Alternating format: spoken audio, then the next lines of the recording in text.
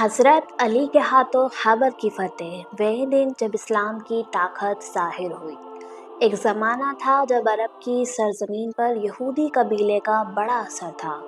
ان کا سب سے مضبوط گڑھ تھا خیبر کا قلعہ۔ اونچے اونچے پہاڑ، بلند دیواریں اور بھاری دروازے اور اندر سے مضبوط فوج۔ یہ قلعہ ناقابل شکست سمجھا جاتا تھا۔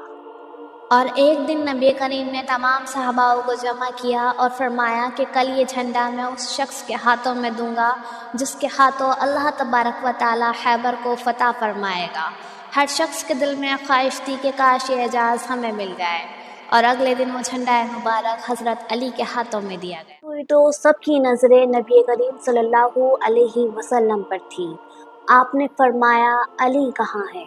صحابہ نے عرض کیا، یا رسول اللہ، علی کی آنکھوں میں تکلیف ہے۔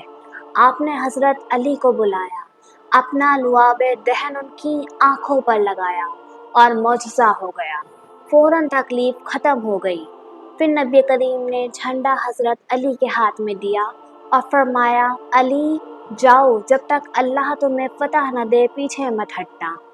حضرت علی نے اللہ اکبر کا نعرہ لگایا اور خیبر کی طرف بڑھ گئے۔ دشمنوں کے سامنے جب پہنچے تو زبردست مقابلہ ہوا۔ حضرت علی نے قلعے کا دروازہ اتنی طاقت سے کھینچا کہ پورا دروازہ اپنی جگہ سے اکھڑ گیا، پھر اسی دروازے کو اپنی ڈھال بنا لیا۔ آخر کار اللہ تعالیٰ نے مسلمانوں کو شاندار فتح عطا فرمائی۔ خیبر فتح ہو گیا اور اسلام کی عزت و طاقت ظاہر ہو گئی۔